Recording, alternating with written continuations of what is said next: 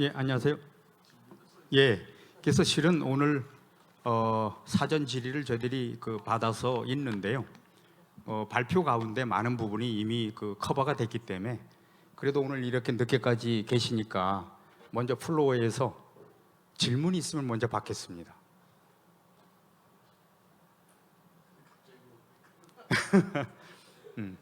그래서 뭐 준비하시는 동안 그러면 또 제가 이 패널 분들한테 이제 질문을 드릴 거고요.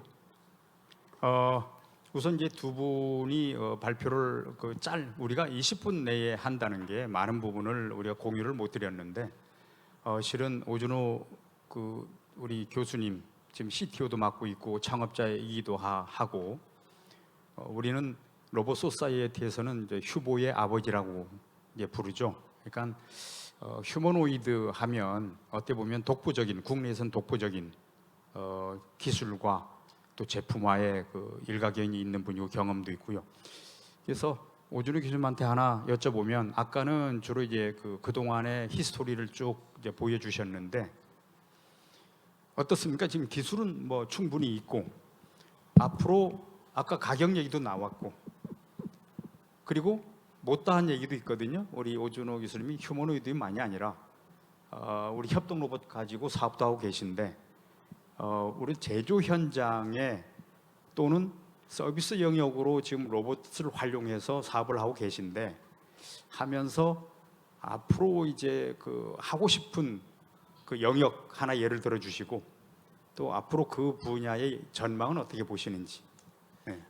예, 뭐 포괄적으로 질문해서 저 사실 뭐 아까 좀 전에도 말씀드렸고 그다음에 우리 회사에 대해서 사실 많이 알려져 있기 때문에 회사 소개보다도 아까 말한 것 중에 이제 중국산 휴머노이드 그다음에 여기 질문에도 여기 이제 미리 나와 있지만 이 중국의 제조 기술을 우리가 어떻게 방어하고 어떻게 이해하고 있을 것인가 그 수준이 어떤가에 대해서 사실 고민을 많이 합니다. 최근에 제가 이제 굉장히 대기업들 또 뭐 분들하고 많이 얘기를 하고 하면서 제가 강조하는 것이 제가 이제 몇 달 전에 중국도 한번 쭉 돌아보면서 봤는데 세계적으로 지금 우리가 소위 말하는 선진국, 말하는 유럽권, 일본, 미국 이렇게 얘기하는 거죠.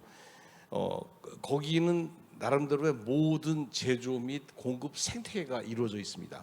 아주 높은 국제적인 스탠다드를 가지고 있고 하이 퀄리티로 돼 있어서 굉장히 보면 월드 클래스의 제품군을 이루고 있고 반면에 중국은 중국의 완전한 제조 생태계를 가지고 있습니다.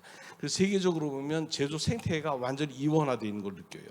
선진국 중심으로 한 굉장히 표준화되고 스펙이 명백하고 퀄리티가 인정받고 그다음에 시설을 가지고 있는 값이 100원이에요. 자, 이렇게 고정했고 또 똑같이 완벽한 중국의 생태계 가지고 있는데 값이 10분의 1입니다. 갑자기 10원 1원이 돼 버려요. 그래서 지금 우리나라는 그 사이에 우리나라는 나름대로의 생태계를 가질 시간도 없었죠. 왜냐하면 우리나라가 이제 고도화되기 시작한 게 80년대 초반부터 중반 넘어가면서부터 이제 산업이 고도화되기 시작했는데 주로 조립하고 도입하고 하다 보면서 이런 생태계를 만들 짬도 없이 나름 생태계가 있었지만 그것이 꽃도 피기 전에 중국에 흡수돼 버리고 말고 선진국 제품들을 국산화하겠다고 시도했지만 시장이 받쳐주지 못해서 그것도 포기해 버렸고 어정쩡한 포지션을 가지고 과거 20년을 지나가는 동안에 우리나라의 소부장을 말할 것도 없고 부품 중간 제품의 부품 생태계가 완전히 무너져 버린 상태에서 지금 이런 이 제조 혁신의 시대를 맞게 된 겁니다. 중국은 제조준공 2025를 통해 갖고 굉장히 높은 수준의 중국 국산화를 이루었고 생태계를 구축했고 지금은 무인화 시대를 미루고 있어요.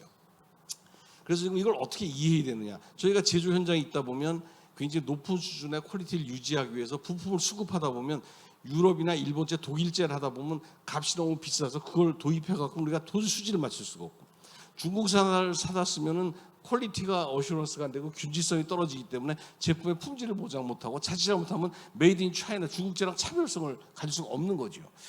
그것이 지금 제가 생각하는 가장 안타까운 점이고 더군다나 지금 휴머노이드 예를 보여줬지만 미국에서는 아까 테슬라 로봇 현재 나온 것이 프라이스 택 붙어 있는 게 지금 아까 뭐 3만 불이지만 실제로는 10배인 30만 불, 40만 불의 프레이트가 붙어 있습니다. 반면에 중국제는 그야말로 지금 2만 불, 10분의 1 가격으로 지금 이 출시가 돼서 제품화되고 있거든요.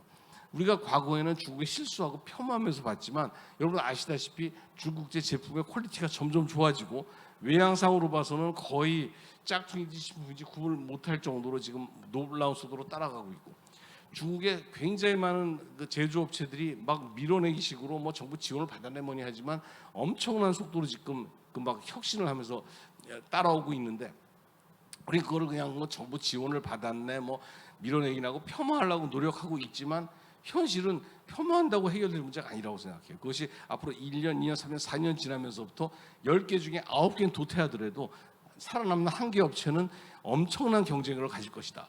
그래서 저는 제조업에 종사하는 사람이죠. 일종의 제조를 하고 있습니다. 우리나라는 사실 제조업 기반이거든요. 실제로 모든 산업이 삼성, 현대, 할거 다 제조업 기반입니다. 이것이 우리가 앞으로 5년, 10년 동안에 이 쓰나미를 어떻게 겪을 것이냐. 선진국의 날 패러다임과 기존의 그 탄탄한 원천 기술을 기반으로 한 거로 나아가고 있고, 중국에서는 그 어마어마한 물량, 중국의 생태, 이 두 개의 생태계가 합쳐지거나 좁아질 때 우리나라는 도저히 견딜 수 없다. 굉장히 걱정스럽습니다. 제가 그 고민을 너무너무 많이 하고 이제 걱정스럽다는 생각을 먼저 말씀드립니다. 예. 고맙습니다. 그다음에 우리 서희롱 대표님한테 질문하고픈 거는, 오랫동안 아까 이제 강연도 AI 그리고 로보틱스도 오랫동안 해오셨고 지금 그거를 이제 결합해서 물류 영역에서 사업을 하고 계시잖아요. 예, 그래서 우리 서빙 로봇 하고 있고 물류 영역에서 하고 있는데, 지금 AI의 어떤 그 활용성, 그리고 지금 그 온디바이스 AI에 대한 말씀도 해주셨는데, 그런 기술을 좀 탑재해서 실제 활용하고 있는지, 그 온디바이스 AI가 필요한 이유는 충분히 사업적으로는 말씀 안 하셨거든요. 그거를 좀 더 얘기를 해주시죠. 그 여러분들이 잘 아시겠습니다만은 뭐 지금 이제 최근 일주일도 안 된 사이에 AI로 노벨상을 그 AI가 받은 거죠, 어떻게 보면. 그래서 뭐 힌턴 교수하고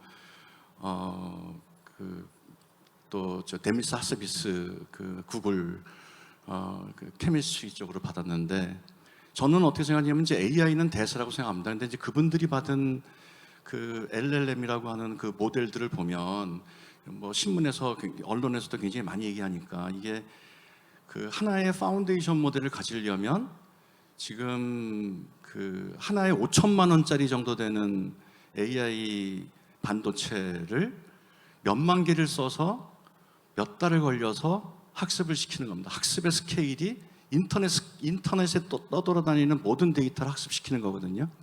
그러면 이제 파운데이션 모델이라고, 아까 제가 비유해서 우리 고등학교 졸업할 때에 이제 기초적인 모든 것들을 할 수 있는 정도의 수준의 어떤 그런 이제 AI가 나오는 건데, 이건 사실은 어떻게 보면은 국가도 하기가 굉장히 어려운 겁니다. 그러니까 뭐 우리가 인정하긴 싫겠지만 대한민국에서 지금 LLM을 제대로 한번 도전해서 만든 경험은 제가 알기에는 2022년에 네이버에서 클로바라고 하는 거 하나 만들었고 그 다음에 없습니다.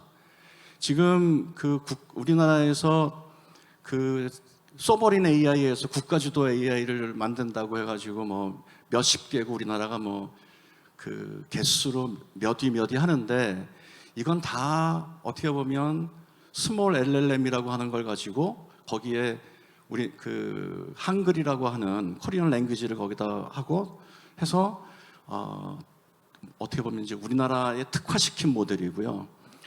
남이 만든 걸 가져다가 만든 건데, 근데 그럴 수밖에 없다고 저는 생각하는 거고요. 근데 이제 스몰 LLM의 스몰이 그러면 상대적으로 얼마나 되는 거냐? 이것도 작은 거는 물론 한 30억 개 파라미터고, 조금 더 규모가 크면 170억 개 이렇게 됩니다. 1조짜리 파라미터가 그 정도까지 내려갔으니까 굉장히 작은 거지만, 얘를 로봇에다가 그대로 탑재를 한다? 이것도 굉장히 불편합니다. 우선 가격도 안 맞고, 예. 그 다음에 전기 소모도 많고, 그러니까 배터리를 큰 걸 써야 되는 거고, 그래서 이거를 상용화를 시키려면 더 줄여야 됩니다. 그러니까 더 줄이는 방법은 그 고등학생 정도의 트레이닝이 된 이 파운데이션 모델을 특화를 시키는 겁니다. 그러니까 뭐 더 작게 만들고 그러면 이제 작게 만들면서 잃어버리는 지식들이 있겠죠.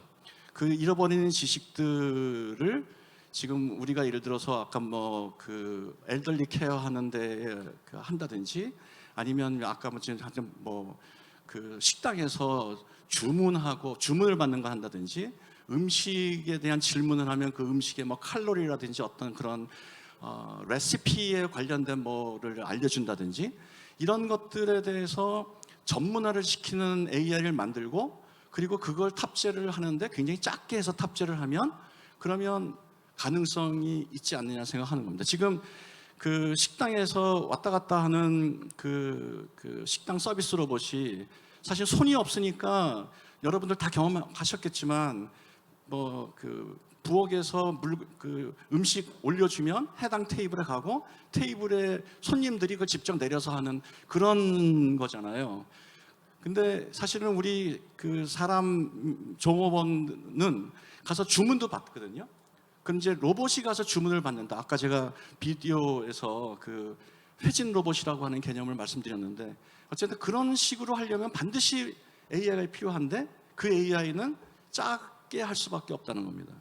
저희가 주문하는 그 AI를 기존에 있는 챗GPT 4를 가지고 그 과금을 하거든요. 근데 이제 이게 좀 말씀을 드리면 얘가 주문을 받는데 계속 대화를 하잖아요. 그러면 그 식당의 메뉴도 다 예를 들어 프롬프트 엔지니어 들고 다녀야 되고 데이터를 얘기한 것도 다 기억을 해야 됩니다. 지금 챗GPT 4는 우리가 대화한 내용을 기억하지 않습니다. 기억할 필요도 없고. 근데 우리가 서비스를 하려면 그 전에 우리가 했던 모든 대화 내용들을 다 들고 다니면서 해야 됩니다. 그러면 나중에 어떻게 되느냐? 얘가 과금을 할 때 커피 한 잔 1,000원이면 한 100원 줘야 됩니다.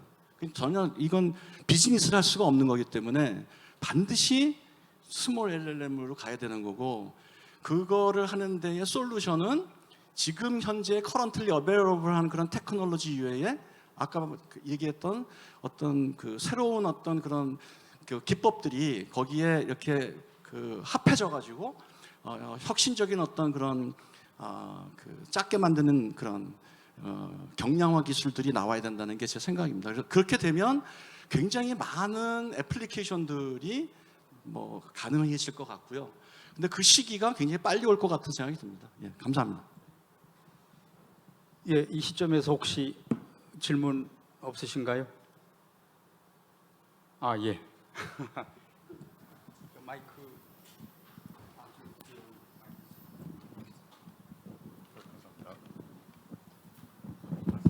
예, 안녕하세요. 지드넷 코리아 신영빈 기자입니다. 오늘 발표 너무 잘 들었습니다.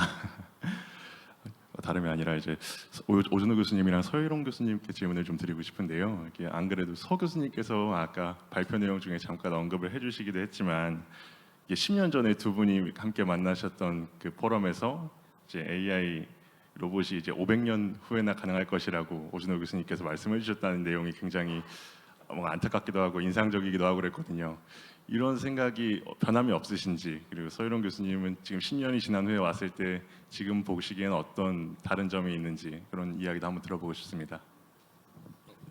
아까 이제 강의도에서도 말씀드렸듯이 제 생각이 좀 변했다 이렇게 저도 뭐 이제 막 1년 전만 해도 서 교수랑 엄청 싸웠어요. AI 엉터리 같은 거 하지 말라고 내가 맨날 싸우고 뭐 그랬었는데 그 요즘 보면서 근본적인 생각이 변한 건 없어요. 이 소프트웨어는 어디까지나 소프트웨어고 얘가 사물을 이해한다기보다도 무한 반복을 통해서라든가 해서 또 연관성을 찾아서 결과를 그럴듯하게 보여주는 거다라는 생각이 변화가 없지만 그 결과 자체가 놀랍기 때문에 이제 뭔가 다른 걸 기대해 볼 만하다라는 생각을 갖게 됐습니다. 그거는 제가 최근에 또 다른 실험 저희가 그 포인트 풋 로봇을 만들어서 지금 자유롭게 걷게 하고 있는데 그거 보면 깜짝 놀랐어요. 저희도 트레이닝 시킨 것뿐인데 걷어차도 쓰고 던져도 쓰고 땡겨도 쓰고 우리가 이해 못할 정도로 작동하는 걸 보면서 이 뭐가 있긴 있구나 생각을 조금 이렇게 바꿨습니다.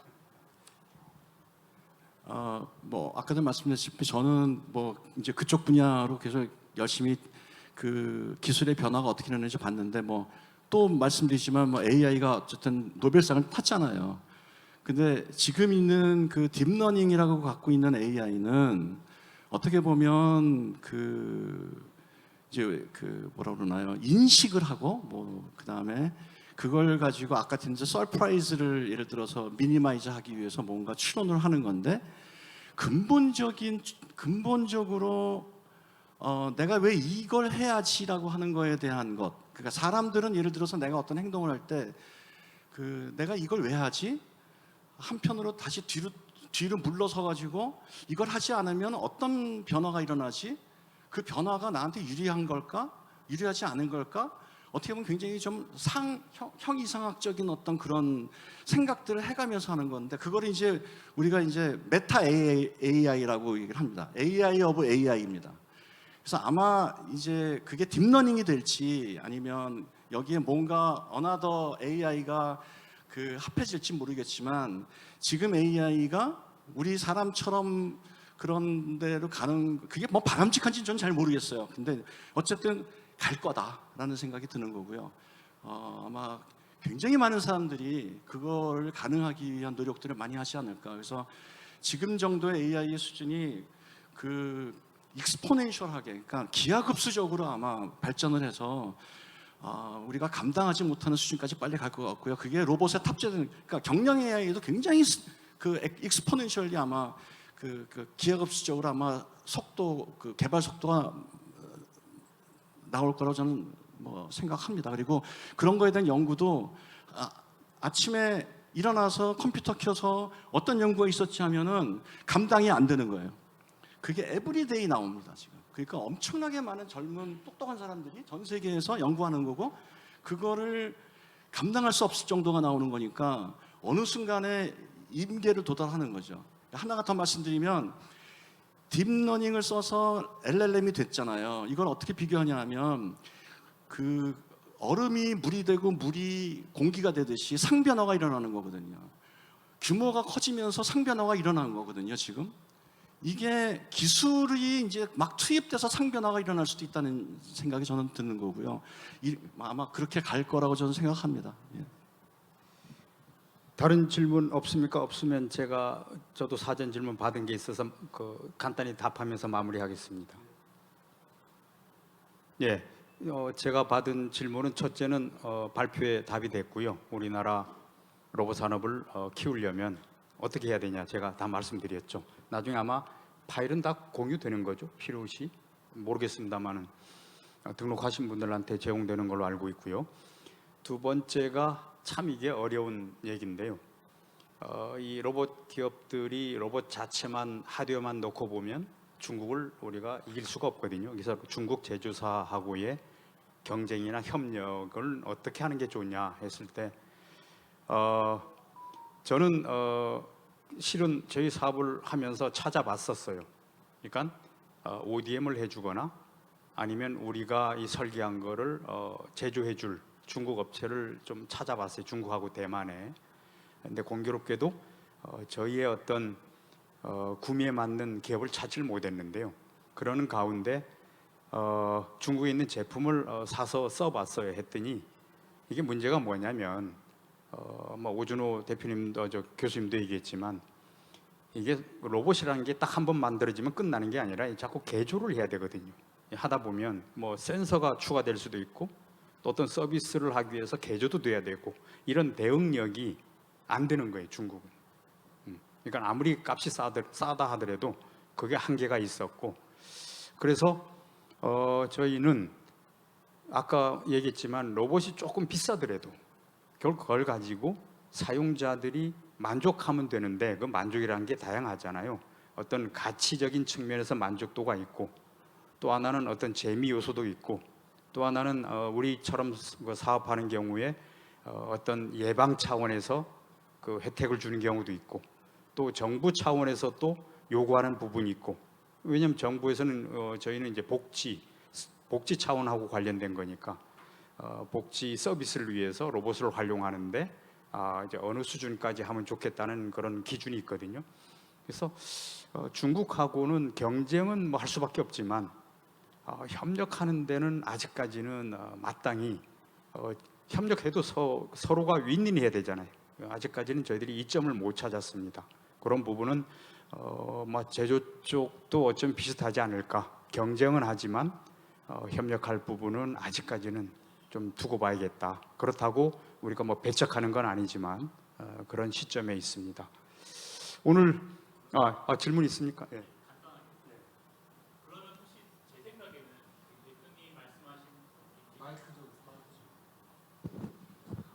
예, 제 생각에는 대표님이 말씀하신 상황을 조금 이해는 하는데 거꾸로 한번 생각해 보시면 어떨까요? 중국 회사들 입장에서는 내가 한국 회사랑 협력해서 얻을 게 없기 때문에 협력이 안 되는 게 아닐까요? 글쎄요. 중국이 한국 기업하고 협력해야겠다는 생각은 아직까지 제가 못 들었어요. 시장에 들어올라 그러지. 왜냐하면은 네. 중국 회사들이 제가 알기로는 우준호 교수님도 계시지만 제가 알기로는 그 중국 기업들의 기술력이 어떤 기업을 만나보셨는지 모르겠지만 수백 개의 기업이 있고 그 중에 정말 탑으로 갈 수 있는 친구들의 기술은 보시기 힘들 거예요. 그런 친구들하고 미팅은 거의 힘드실 거고 만나도 실제로 자신들의 실제 기술이나 아니면 제품들을 잘 보여주지 않거든요. 왜냐하면 저는 이제 한국 사람이고 한국을 사랑하지만 객관적으로 봤을 때 중국의 기술이 로봇뿐만 아니라 AI 모든 현대 첨단 기술에 있어서 한국으로부터 얻을 수 있는 베네핏보단 그냥 한국은 작은 또 하나의 시장 정도로만 보는 입장 차이가 이제 한국 분들은 거꾸로 아직도 한국의 기술과 이제 이런 것들을 믿으시는 반면 중국 친구들은 그렇게 동의하지 못하기 때문에 그런 차이가 있지 않을까라는 생각이. 제가 중국을 배척하는 게 아니고요. 저희는 사업하는 입장이니까 서베이를 쫙 해서 리스트업을 했어요. 기업들을 리스트업을 해서 우리가 분석하고 진단한 거지. 우리가 일례로 기업에 협력하겠습니까 해서 거기서 거부했던 거 아니고요. 그래서 아까 말한 대로 ODM을 해줄 수 있느냐, 아니면 이 우리의 어떻게 보면 서비스 사양에 맞게 개조해 줄 수 있느냐, 이거를 했을 때는 우리가 기대한 기간이라든가 그 이후에는 가격이 비싸지더라고요. 그래서 그럴 거면 당분간은 우리가 좀 해야겠다. 그러면서도 우리는 계속 아까 배척이 아니라 추진은 하죠. 왜냐하면 사업은 적이 없지 않습니까? 그래서 협력에 아직 단계가 좀 이르다는 거지 배척을 하는 건 아닙니다. 지금 질문하신 거에 제가 잠깐만 부연 설명을 조금 드리면 중국 놀랍습니다. 그러니까 굉장히 짧은 시간 안에 엄청나게 기술도 굉장히 올라왔고 또 제조 능력들도 올라와서 전 세계에서 미국하고 맞짱 뜨는 정도가 왔으니까 그걸 우리가 인정 안 할 수는 없는 거고요.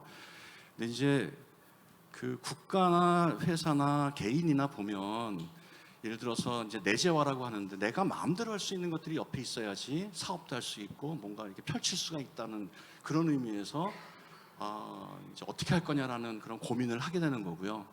또 하나는 이제 정보인데요.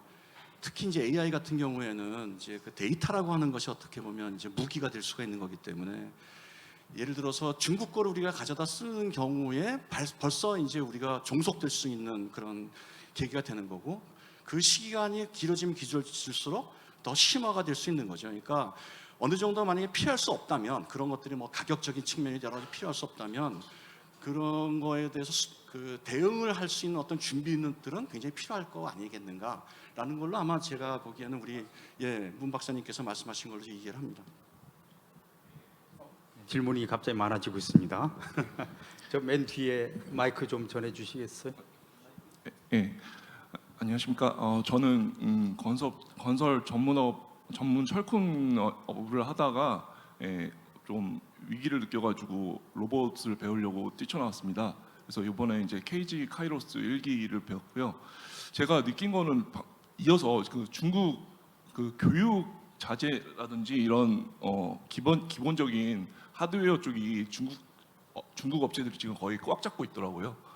근데 제가 듣기로는 중국 업체들 같은 경우에는 일곱 업체든지 이렇게 공정별로 업체들이 모여가지고 몇만 개를 한꺼번에 찍어낸다고 얘기를 들었거든요. 지금 기업들을 하고 계시는데 계속 아무래도 중국이 로봇 산업으로는 지금 앞서가지 않습니다. 그래도 어쨌든 기반이라는 게 하드웨어적인 거고 우리나라 조금 인베디드 쪽이라 이런 거를 좀 기피하는 경향이 있는 것 같은데 기업적인 면에서 좀 모여서 어떤 교육 자재라든지 아니면 기본적인 하드웨어를 같이 만들 수 있는 그런 투자를 하는 게 맞지 않나 그런 생각이 들거든요. 그냥 중국을 계속 바라보는 것보다 우리 나라 안에서 하드웨어적인 어떤 기반을 조금 세우는 게 맞지 않나. 온디바이스 같은 경우에도 똑같은 얘기가 아닌가 그런 생각이 들어서 뭐 여쭤봤습니다.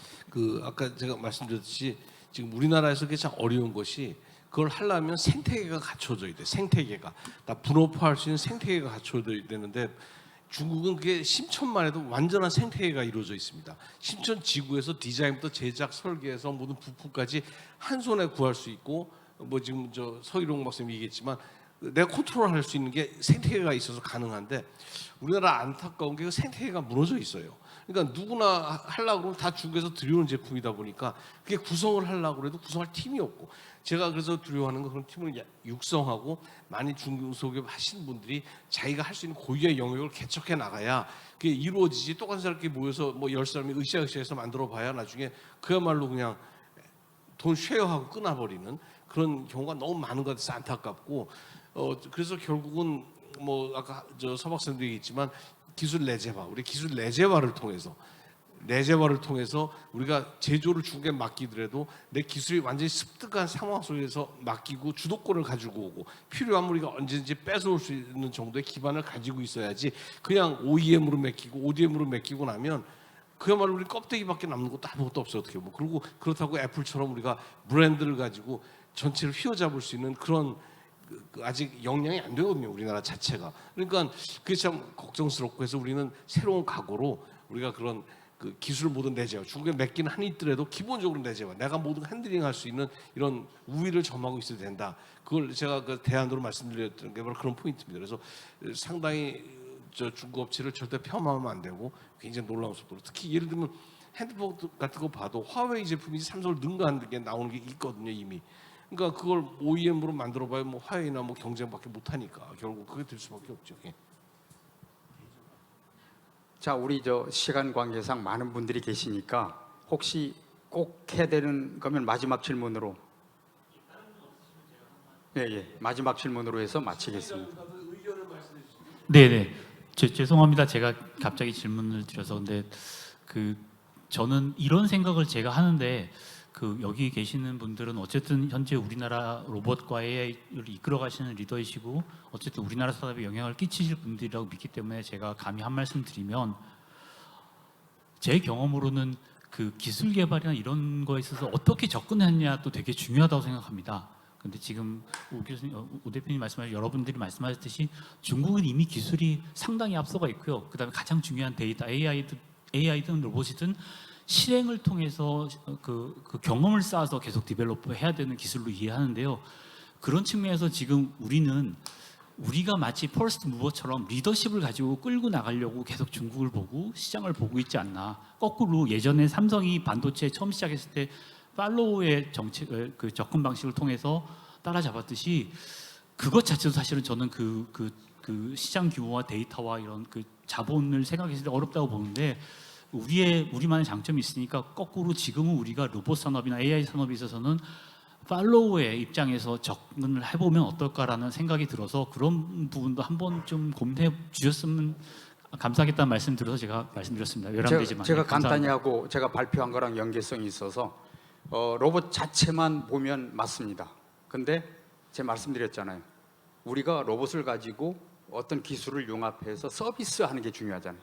근데 서비스를 넘겨줄 수는 없단 말이에요. 왜? 서비스가 일례로 어떤 뭐 AI 플랫폼이 됐건 어떤 소프트웨어 플랫폼이 됐건 거기 데이터를 모으는 플랫폼이 됐건 결국은 그게 넘어가는 순간 우리의 데이터가 넘어가잖아요. 그런 거는 실은 어쨌든 우리나라에서 그 규제를 다 풀면서 우리가 해서 쌓아서 그걸 가지고 우리가 사업을 해야지 하드웨어만 가지고 뭐 중국의 기술이 부족하다가 아니고요. 또 중국 하드웨어가 부족하다 이제는 아니고 우리는 어떻게든 이제는 서비스 측면에서 접근해야 된다. 그러다 보니까 법, 제도, 규제가 나오는 거예요. 네. 전 질문하신 분의 취지에 상당히 동감하는 입장인데 사실 우리나라 중국 14억 갖고 데이터를 모으고 시장을 가지고 있고 우리나라는 지금 5천만 겨우 갖고 하고 있고 외국 시장에도 못 나가고 있는 상태거든요. 그래서 저는 그 다른 데서도 얘기하는 것이 우리가 그 세계 시장을 테슬라처럼 리더, 삼성이 아무리 해도 안 따라옵니다. 테슬라가 한번 움직여도. 그럴 때 우리가 뭐가 중요하냐면 탑티어 그룹에 껴서 같이 공유하는 영역, 그러니까 그 플레이그라운드에서 낑겨서 꽁치라도 낑겨서 계속 노는 게 중요하고, 거기서 움직일 때 우리가 2달, 석 달 만에 따라갈 수 있는 역량을 계속 유지하는 게 좀 중요하다고 생각해요. 그게 옛날에 팔로우라기보다도 어깨 동무하면서 계속 따라가는 거죠, 뒤를. 예를 들면 아까 얘기 나왔지만 그 GPT라는 게 처음에 알파고가 나와갖고 이기자마자 불과 석 달 만에 성능의 10배, 20배 되는 게 전 세계 동시다발적으로 나오거든요. 우리나라도 나오고. GPT가 나오면 동시에 몇 달 만에 다 나오고. 그 얘기는 뭐냐면 탑 티어에 있는 그룹들은 누가 한번 치고 나가면 두세 달 만에 따라갈 수 있는 역량을 항상 가지고 있다는 얘기입니다. 누가 치고 나가는 문제지. 결국 우리가 로봇에 있어서도 이걸 끌고 나갈 역량이 안 돼. 솔직히 말하면 퍼스트 무빙이 될 수가 없어요. 실질적으로. 그렇다면 그 탑티어 그룹에서 동등한 레벨의 기술을 계속 습득하고 트레이닝하고 거기서 행사 숟가락을 얹어놔서 우리도 있다는 걸 계속 알려주는 것이 굉장히 중요하다고 생각합니다. 그럴 때 지금 말씀하신 국가주의도 통하고, 그다음에 배타적인 문제 통하고, 협조도 통하고, 그다음에 우리가 빨리 따라갈 수 있는, 누가 선두지 모를 정도로 빨리 따라갈 수 있는 이 역량을 유지하는 것이 굉장히 중요하다고 생각합니다. 자, 마지막 세션에 관심 감사드리고요. 마지막까지 계신 분 존경스럽습니다. 감사합니다.